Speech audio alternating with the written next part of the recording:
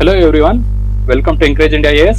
ಈ ಒಂದು ವಿಡಿಯೋದಲ್ಲಿ ನಾನು AOAO ಸ್ಟೂಡೆಂಟ್ಸ್ ಗೆ ಒಂದು ಇಂಪಾರ್ಟೆಂಟ್ ಮಾಹಿತಿ ಕೊಡಕ್ಕೆ ಹೊರಟಿದ್ದೀನಿ. ಅದೇನಂದ್ರೆ AOAO ಎಕ್ಸಾಮ್ ಪೋಸ್ಟ್ಪೋನ್ ಆಗುತ್ತಾ, ಇದ್ರ ಬಗ್ಗೆ ಒಂದು ಸ್ವಲ್ಪ ನಿಮಗೆ ಕ್ಲಾರಿಟಿ ಕೊಡಕ್ಕೆ ನಾನು ಇಷ್ಟಪಡ್ತಿದ್ದೀನಿ. ನಮ್ಮ ಸುಮಾರು ಸ್ಟೂಡೆಂಟ್ಸ್ ಹಾಗೂ AOAO ಸುಮಾರು ಸ್ಟೂಡೆಂಟ್ಸ್ ನಮ್ಗೆ ಕಾಲ್ ಮಾಡಿ ಕೇಳ್ತಿದ್ದೀರಾ, sir what will be the status of present AOAO notification, ಇದೇನಾದ್ರೂ ಮುಂದೆ ಹೋಗುತ್ತಾ, ಏನಾದ್ರೂ ಮತ್ತೆ ರೀನೋಟಿಫೈ ಆಗುತ್ತಾ ಅಂತ.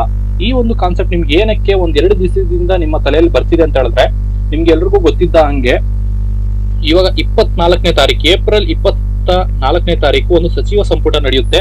ಅದರಲ್ಲಿ internal reservation related topics decide ಆಗುತ್ತೆ.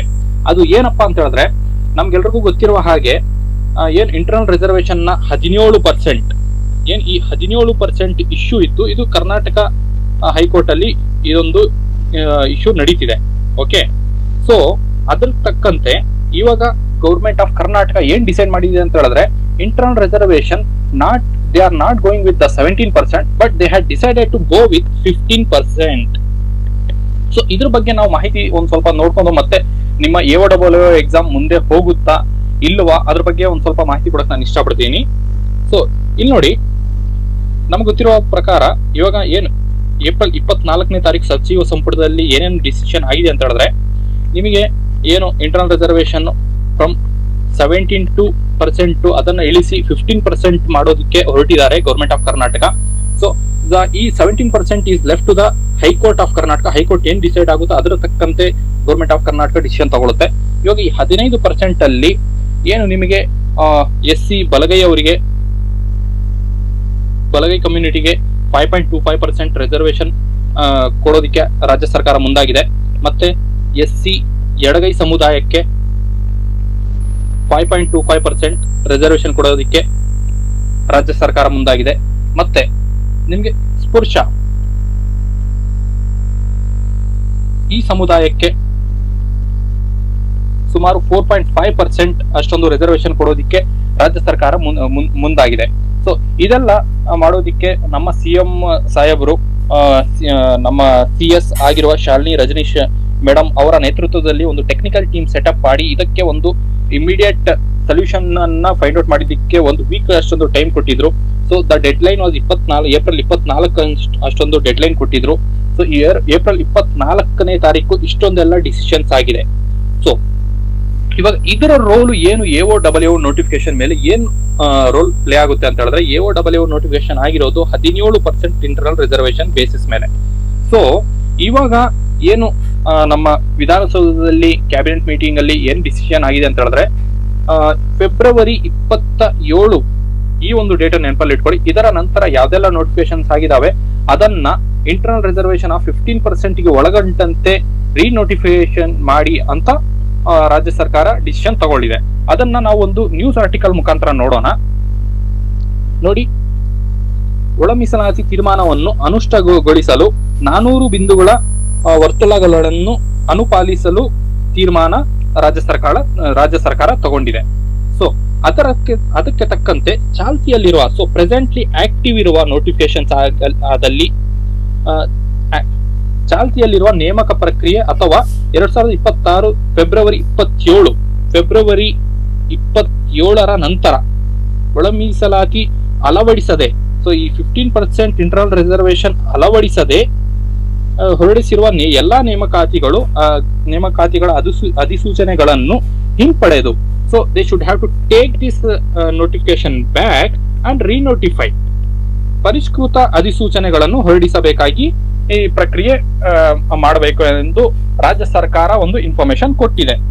But at the same time KEA ಏನು AOAO ನೋಟಿಫಿಕೇಶನ್ ಹೊರಡಿಸಿತ್ತು ಅದರಲ್ಲಿ ದೇ ಹ್ಯಾಡ್ ಕ್ಲಿಯರ್ಲಿ ಮೆನ್ಷನ್, ನೀವು ನಿಮ್ಮ AOAO ನೋಟಿಫಿಕೇಶನ್ ಅನ್ನ ತಗೊಂಡು ಲಾಸ್ಟ್ ಪೇಜ್ ಅಲ್ಲಿ ನೀವು ನೋಡಿ, ಇದೊಂದು ನಿಮಗೆ ಒಂದು ನೋಟ್ ಕೊಟ್ಟಿದ್ದಾರೆ. ಏನಂದ್ರೆ, ಈ ಅಧಿಸೂಚನೆಯಲ್ಲಿ ತಿಳಿಸಿರುವ ಹುದ್ದೆಗಳ ಸಂಖ್ಯೆ ಅಂದ್ರೆ ನಂಬರ್ ಆಫ್ ಪೋಸ್ಟ್ ಮತ್ತು ವರ್ಗೀಕರಣ ಏನೆಲ್ಲ ನಿಮಗೆ ಡಿವಿಷನ್ಸ್ ಆಗಿದೆ ಕ್ಯಾಟಗರಿ ವೈಸ್ ಸಂಬಂಧಿಸಿದಂತೆ ನೇಮಕಾತಿ ಪ್ರಾಧಿಕಾರವು ಪರೀಕ್ಷಾ ದಿನಾಂಕಕ್ಕೆ ಮೊದಲು ಬದಲಾವಣೆ ಬಯಸಿದ್ದಲ್ಲಿ, ಅಂದ್ರೆ before examination date, if they want to change this anything ಅಷ್ಟಕ್ಕೆ ಸೀಮಿತವಾಗಿ ಮಾತ್ರ ಕರ್ನಾಟಕ ಪರೀಕ್ಷಾ ಪ್ರಾಧಿಕಾರವು ತಿದ್ದುಪಡಿ ಅಧಿಸೂಚನೆ ಹೊರಡಿಸಲಾಗುವುದು.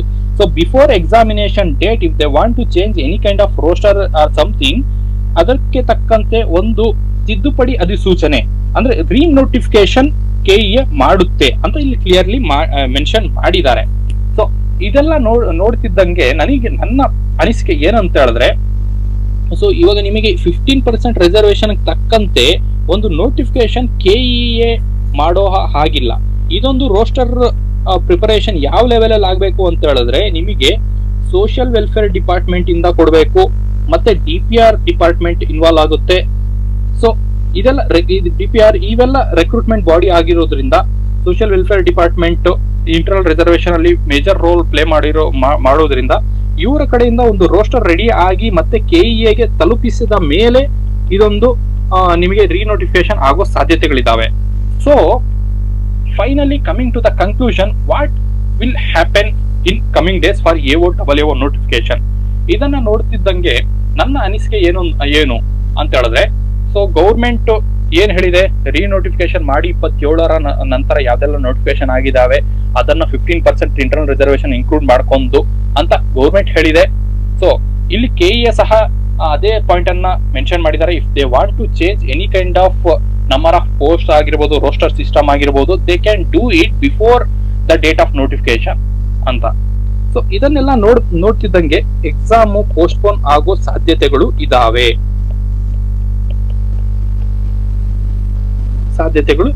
Definitely there are chances of exam postponement. At the same time, if KEA wants to conduct the exam on the same date, they can conduct due to ನಮ್ಮ AO notification ತುಂಬಾ ವರ್ಷಗಳ ಆದ ನಂತರ ಬಂದಿರುವ ಕಾರಣದಿಂದ ಇನ್ನ ಇದನ್ನ ಡಿಲೇ ಮಾಡಬಾರದು ಅಂತ ಈ ಒಂದು ದಿನಗಳಲ್ಲಿ ಏನಾದ್ರೂ ಅವ್ರಿಗೆ ಬೇಕು ಅಂತ ಪ್ರೊಸೆಸ್ ಅನ್ನ ಬೇಗ ಕಂಪ್ಲೀಟ್ ಮಾಡಿಕೊಂಡು ಅವರು ಮಾಡಿದ್ರೆ they can conduct the exam on the same date. But ಇದೊಂದೆಲ್ಲ ಡೆವಲಪ್ಮೆಂಟ್ಸ್ ನೋಡ್ತಿದ್ದಂಗೆ ಇದು ಏನೆಲ್ಲ ನಿಮ್ಗೆ ರೋಸ್ಟರ್ ಸಿಸ್ಟಮ್ ಚೇಂಜ್ ಮಾಡಬೇಕು, 15%ಗೆ ತಕ್ಕಂತೆ ಅವರು ನ್ಯೂ ರೋಸ್ಟರ್ ರೆಡಿ ಮಾಡ್ಕೊಂಡು ಮತ್ತೆ ರೀನೋಟಿಫಿಕೇಶನ್ ಮಾಡಬೇಕು, ಇದನ್ನೆಲ್ಲ ನೋಡ್ತಿದ್ದಂಗೆ ನಿಮಗೆ ಎಕ್ಸಾಮ್ ಜಾಸ್ತಿ ಏನು ಪೋಸ್ಟ್ಪೋನ್ ಆಗೋದಿಲ್ಲ. ಜಾಸ್ತಿ ಅಂತ ಹೇಳಿದ್ರೆ ಒಂದು 2 to 3 months ಎಕ್ಸಾಮ್ ಪೋಸ್ಟ್ಪೋನ್ ಆಗೋದೇ ಹೊರತು ಇದಕ್ಕನ್ನ ಜಾಸ್ತಿ ಆಗೋದಿಲ್ಲ. ಏಕೆಂದ್ರೆ KE already all of a sudden they had notified the new notification. ಆದ್ದರಿಂದ ಅದೇ ಆನ್ ದ ಸೇಮ್ ಲೈನ್ಸ್ ಅವರು ಒಂದು ಹೊಸ ರೋಸ್ಟರ್ ಸಿಸ್ಟಮ್ ಸಿಕ್ಕದಾಗ ಅವರು ತಕ್ಷಣವೇ ಅವರು ಒಂದು ಹೊಸ ನೋಟಿಫಿಕೇಶನ್ ಹೊರಡಿಸ್ತಾರೆ. ಸೊ ಯಾರೆಲ್ಲ ಇವಾಗ AO ಎಕ್ಸಾಮ್ ಪ್ರಿಪೇರ್ ಆಗ್ತಿದ್ದೀರಾ, ದಯವಿಟ್ಟು you should have to carry your exam preparation. ನಿಮ್ಮ ಎಕ್ಸಾಮ್ ಪ್ರಿಪರೇಷನ್ ಅನ್ನ ಯಾವುದೇ ಕಾರಣಕ್ಕೂ ನೀವು ನಿಲ್ಲಿಸಕ್ ಹೋಗಬೇಡಿ. Exam preparation should have to go as per your plan. Okay, so ನಿಮಗೆ ಎಕ್ಸಾಮ್ ಯಾವಾಗಿದೆ, ಇವಾಗ ಎಕ್ಸಾಮ್ ನಿಮಗೆ ಬರುವ ಡೇಟ್ಸ್ ಅಲ್ಲಿ ಇದೆಯಲ್ಲ, ಜೂನ್ 6 ಮತ್ತೆ 7 ಅಂಡ್ 14ಗೆ ನಿಮ್ಗೆ ಎಕ್ಸಾಮ್ ಇದೆ. ಸೊ ಈ ಒಂದು ಡೇಟ್ಸ್ ಗೆ ತಕ್ಕಂತೆ ನೀವು ಎಷ್ಟೊಂದು ರಿವಿಷನ್ ಪ್ಲಾನ್ ಮಾಡ್ಕೊಂಡಿರ್ತೀರಿ ಅಮ್ಮಮ್ಮ ಅಂದ್ರೆ ಒಂದ್ 2 ರಿಂದ 3 ರಿವಿಷನ್ ನೀವು ಮಾಡಬಹುದು, ಇನ್ಕ್ಲೂಡಿಂಗ್ ಪೇಪರ್ 1 ಹಾಗೂ ಪೇಪರ್ 2. ಸೊ ಈ ಒಬ್ಬೊಬ್ಬರಿಗೆ ಯಾರೆಲ್ಲ ಪ್ರಿಪರೇಷನ್ ಸ್ಟಾರ್ಟ್ ಮಾಡಿಲ್ಲ ಅವ್ರಿಗೆ ಒಂದು ರಿವಿಷನ್ ಮಾಡೋದೇ ಕಷ್ಟ ಆಗಿರುತ್ತೆ. ಸೊ ನೀವು ಈ ಒಂದು ಪ್ರಿಪರೇಷನ್ ಮಾಡ್ತಿದ್ದಲ್ಲಿ ಇದನ್ನ ನೀವು ಕಂಟಿನ್ಯೂ ಮಾಡಿ, ಇದನ್ನ ಯಾವುದೇ ಕಾರಣಕ್ಕೂ ನಿಲ್ಸಕ್ ಹೋಗ್ಬೇಡಿ. ನಿಮ್ಮ ಟಾರ್ಗೆಟ್ ಏನಿರ್ಬೇಕಂದ್ರೆ ಇದೇ ಡೇಟ್ಸ್ಗೆ ಎಕ್ಸಾಮ್ ಇದೆ ಅಂತ ನೀವು ಪ್ರಿಪೇರ್ ಆಗ್ಬೇಕು. ಅಕಸ್ಮಾತ್ ಏನಾದ್ರು ಪೋಸ್ಟ್ಪೋನ್ ಆದ್ರೆ ನಿಮ್ಗೆ ಇನ್ನೂ ಒಂದು ಸ್ವಲ್ಪ ರಿವಿಷನ್ಸ್, ಒಂದು 4, 5, 6 ರಿವಿಷನ್ಸ್ ನಿಮಗೆ ಸಿಗ್ತದೆ. ಈ ರಿವಿಷನ್ ಸಿಕ್ಕಿದಾಗ ಏನಾಗುತ್ತೆ ಅಂತ ಹೇಳಿದ್ರೆ you will get a hold on your topics. ನಿಮ್ಮ GS ಆಗಿರ್ಲಿ ಸ್ಟ್ರಾಂಗ್ ಮಾಡ್ಕೋಬಹುದು, ನಿಮ್ಮ ಟೆಕ್ನಿಕಲ್ ಪೇಪರ್ ಆಗಿರ್ಲಿ ನೀವು ಸ್ಟ್ರಾಂಗ್ ಮಾಡ್ಕೋಬಹುದು. The chances of you getting selected in the list will be more. So ಈ ಒಂದು ಸಮಯ ಅಕಸ್ಮಾತ್ ಏನಾದ್ರೂ ಪೋಸ್ಟ್ಪೋನ್ ಆದ್ರೆ ಆ ಒಂದು ಸಮಯವನ್ನು ಸದುಪಯೋಗ ಮಾಡಿಕೊಳ್ಳಿ. ಸೊ ಅದರ ಜೊತೆಗೆ ಇವಾಗಿನ ಸಮಯ ಏನಿದೆ ಇದನ್ನ ಸಹ ನೀವು ಅದೇ ಟೈಮ್ ಅಲ್ಲಿ ಅದೇ ಆನ್ ದ ಸೇಮ್ ಲೈನ್ ನೀವು ಸದುಪಯೋಗ ಮಾಡ್ಕೋಬೇಕು. ಅದು ಏನಂದ್ರೆ ನೀವು ಬರುವ ಸೇಮ್ ಡೇಟ್ಸ್ಗೆ ಪ್ರಿಪೇರ್ ಆಗಬೇಕು. ಅದಕ್ಕೆ ಆ ಪ್ರಿಪರೇಷನ್ ಲೆವೆಲ್ ಅನ್ನೇ ನೀವು ಕ್ಯಾರಿ ಫಾರ್ವರ್ಡ್ ಮಾಡಬೇಕು ಇನ್ನು ಮುಂದಿನ ದಿನಗಳಲ್ಲಿ ಏನಾದ್ರು ಪೋಸ್ಟ್ಪೋನ್ ಆದ್ರೆ.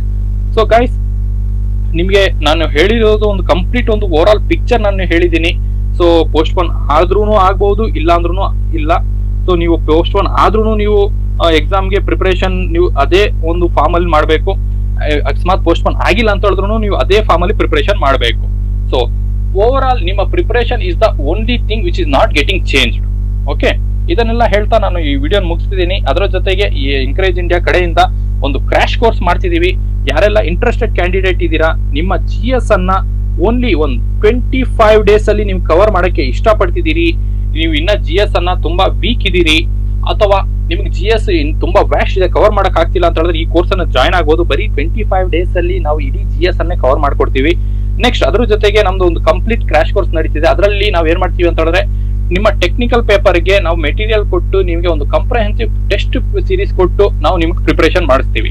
ಸೊ ನಿಮ್ಗೆ ಏನೇ ಡೌಟ್ ಇದ್ರೂ you can call to our institute contact number 9611621195. Okay, thank you guys, thank you.